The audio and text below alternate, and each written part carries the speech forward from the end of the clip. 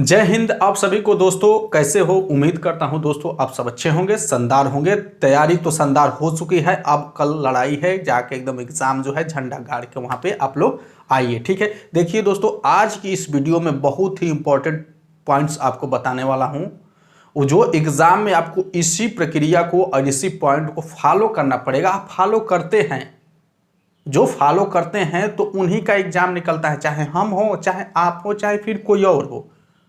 लेकिन जो सही इस प्रक्रिया यही है, इसी प्रक्रिया को जो फॉलो करता है उसी का एग्जाम निकलता है। ठीक है, तो आप भी अच्छे से जान लो। इसीलिए जो है कल से एग्जाम है, तो आज इस वीडियो को मैं डाल देना हूं, तो आप अपने दिमाग में इसी को सेट करके एग्जाम देना। देखिए, जैसे मैं पहले भी बता चुका हूं, लेकिन एग्जाम में किस सब्जेक्ट को प्राथमिकता दें, ठीक है, और उसके बाद एग्जाम में टाइम को कैसे मैनेज करें, ये तो मान लीजिए कोई नई बात नहीं है।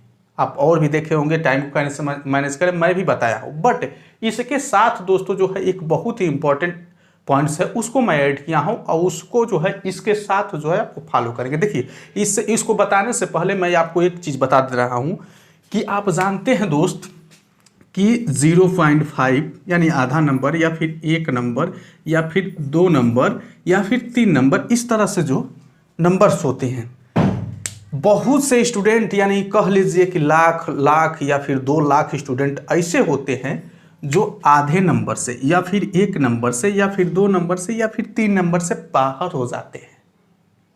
ऐसे बचा तो 50,000, 60,000, लाख, 2 लाख बच्चे हो जाते हैं।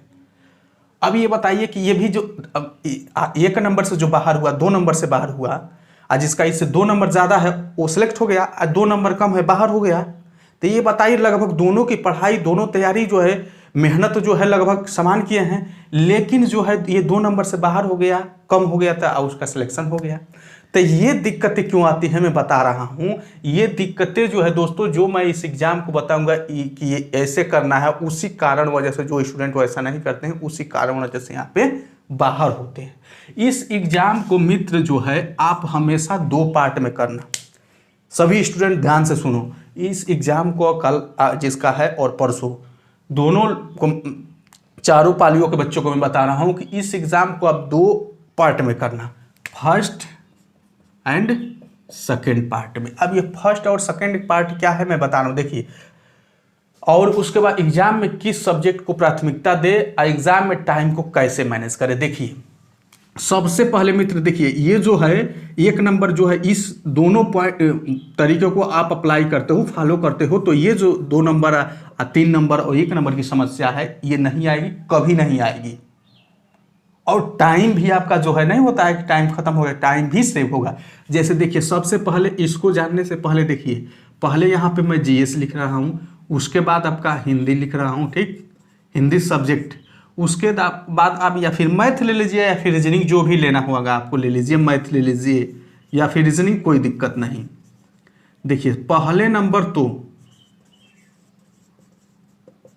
नंबर तो आप एग्जाम में ये सीरीज को अप्लाई करना, क्वेश्चन सॉल्व करने में। ये मैं पहले ही बताया, 1 नंबर पे ये, 2 नंबर पे ये, और 3 नंबर पे ये, और 4 नंबर पे रीजनिंग। या फिर इसमें 3 और 4 में चेंजिंग कर सकते हो, कोई दिक्कत नहीं। या फिर फर्स्ट एंड सेकंड में भी चेंजिंग कर सकते हो, लेकिन देखिए, फर्स्ट को सेकंड से चेंज कर सकते हो, सेकंड से फर्स्ट से, ठीक है, और तीसरे को चौथे से, और चौथे से तीसरे को चेंज कर सकते हो, कोई दिक्कत नहीं। लेकिन फर्स्ट को चौथे से या फिर सेकंड को तीसरे से आप मत चेंज करना। स्टार्टिंग में जीके, हिंदी, मैथ, रीजनिंग, ये आपका जो है नंबर रहेगा। इसी क्रम में आप जो है क्वेश्चन को सॉल्व करना स्टार्ट करोगे। अब देखो, जब इस तरह से आप क्वेश्चन को स्टार्ट करोगे दोस्तों, तो देखिए, इसमें मैं बताया हूं कि अब आ जाइए, ये क्रम हो गया। अब इसको 2 पार्ट में देखिए, 2 पार्ट में, पहला पार्ट में देखिए आपका जो यहाँ पे पहला पार्ट में जो आपका, जैसे हमको पेपर मिला, तो पहले पार्ट में आपको जो कंफर्म क्वेश्चन है, जिस क्वेश्चन का कंफर्म हमको आंसर पता है कि यही होगा, यानी थोड़ा सा भी हमको डाउट नहीं लेना है, तो सिर्फ उसी क्वेश्चन को का ही आंसर दें। फर्स्ट में जैसे मिला तो हमको फर्स्ट पहली बार में जब उसको सॉल्व करना स्टार्ट किए, तो आपको जो कंफर्म, जिस क्वेश्चन का कंफर्म उत्तर पता है, उसी को आप टच करोगे, उसी का आंसर दोगे। जो डाउट वाले क्वेश्चन रहेंगे उसको नहीं दोगे। क्यों मित्र? मैं बता रहा हूँ, देखिए इसलिए क्यों नहीं कि ये जो टाइम को मैनेज कैसे मैनेज करें। अगर आप डाउट वालों को कन्फर्म के साथ साथ अगर आप डाउट वाले को भी ले जाते हो तो आपका टाइम मैनेज नहीं होगा। मैं कह रहा हूँ 100% मैनेज नहीं हो पाएगा। इसीलिए जो पहली बार में हम अटेम्प्ट करेंगे केवल कन्फर्म क्वेश्चन को ही टच करेंगे। क्या होता है देखिए, जो हमारा डाउट वाला रहता है, डाउट वाला क्वेश्चन ऐसा होता है दोस्तों कि हमको ऑप्शन में ही सोचने में समय लग जाता है कि यार ऑप्शन ए सही है, ऑप्शन बी सही है, या फिर ऑप्शन सी होगा, या फिर ऑप्शन डी। ऐसे में जो हमारा डाउट रहता है तो उसी डाउट में हमारा ज़्यादा समय चला जाता है। आपको धीरे धीरे करते लगभग 50 सेकेंड 60 1 मिनट तक पहुंच जाता है, लेकिन आपको पता नहीं चलता है वो कि यार 1 मिनट हो गया। तो आप जीएस क्वेश्चन पे अगर 1 मिनट एक क्वेश्चन या एक क्वेश्चन के लिए अगर 1 मिनट जा रहा है तो बहुत ज़्यादा समय नुकसान हो रहा है। ये आइए जो है छोटी तनी जो टाइम नुकसान होता है समझ में नहीं आता है एग्जाम में।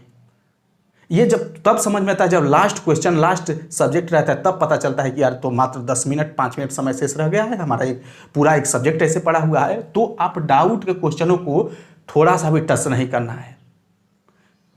तो अगर करेंगे तो आपका वहीं जो है रीजनिंग और आपका जीके और हिंदी का प्रश्न जो है आपका 1 से 2 मिनट लेने लगेगा। यही होता है बहुत देख, मान के चलिए 75% स्टूडेंट के साथ यही टाइम में मैनेज नहीं हो पाता है। कारण यही है डाउट वाले क्वेश्चन को टच करना।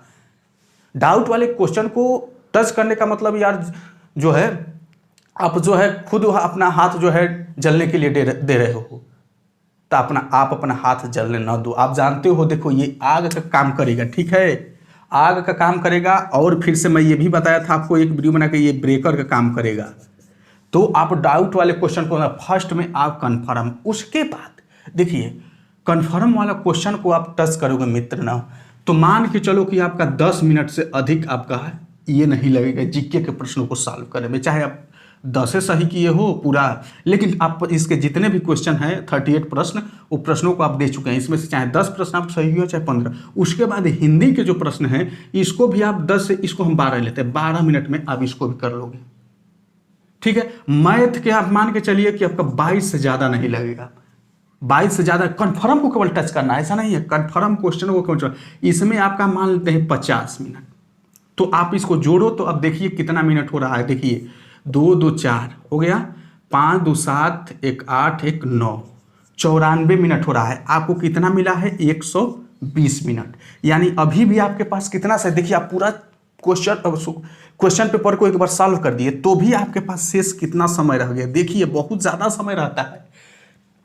तो आप 20 तो ऐसे रह गया, 20 6 26 मिनट आपका लगभग ऐसे, यानी आधा घंटा के करीब आपका जो है 30 मिनट मान के चलिए कि आपका नियर अबाउट सेविंग रहेगा। एक बार आपने क्वेश्चन को पूरा सॉल्व कर लिया तब जाके अभी आधा घंटा आपके पास समय है।